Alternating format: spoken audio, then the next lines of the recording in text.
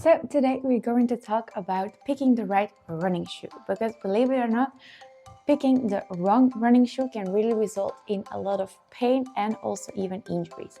So today I will talk you through how to pick the right running shoe, what to look out for, and also my personal preferences depending on the training. First of all, very important to know from yourself is what type of runner are you? Are you more like a footlander, a mid-footlander, or a heel striker?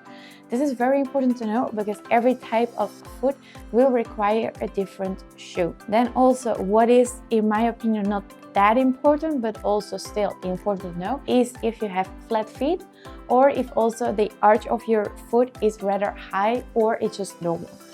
If you have a rather high arch of your foot, then it might be needed to look for specialized shoes for you to improve your comfort and also to make the most of your running gait. Then really depends on what kind of discipline you're in, if you are a trail runner or if you are a road runner, because as you can see here with the trail running, the sole actually has more grip, which is needed for the rocks. But if you are a road runner, over here you can see that actually the grip is very minimum. So also what kind of discipline you're in. Also, when you're putting your feet in the shoe, it is important that at least one finger can go behind it.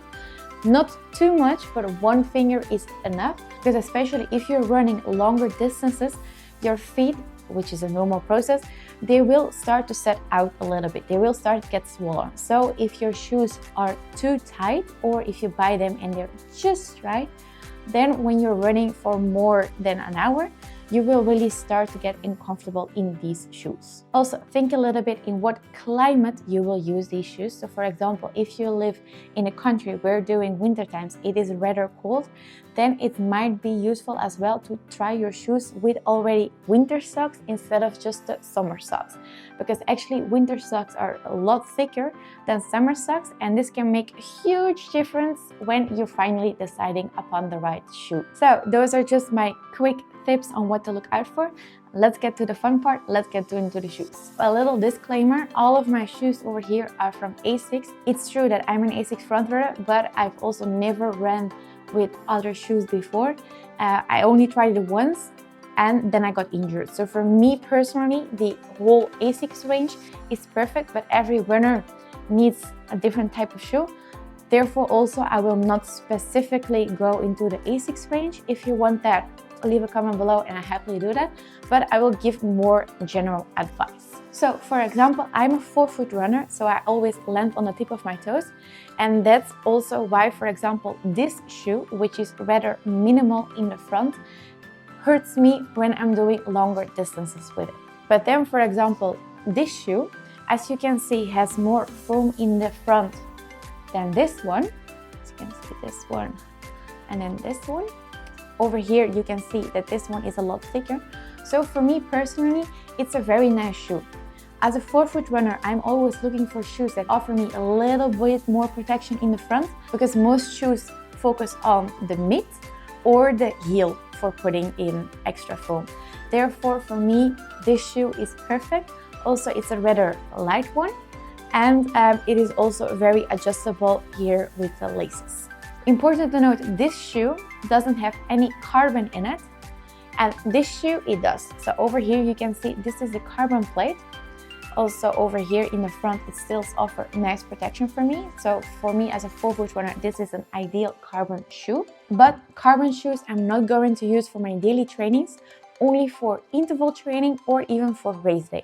So this shoe, the carbon shoe, is something that I will maybe maximum use once a week, also because a carbon shoe is best used for up to 200 kilometers in total run with it.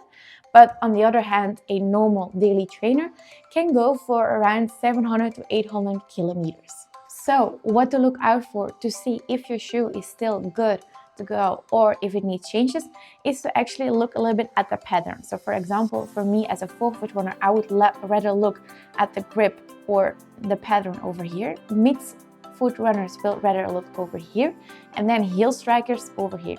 Once you see that this pattern is going away, then it might be time to start changing your shoes. Also, a very good way or indication to see if your shoe is still correct is by trying to bounce them. So for me personally, at this time, I have to put in some effort to bounce them, so this shoe is still good to go.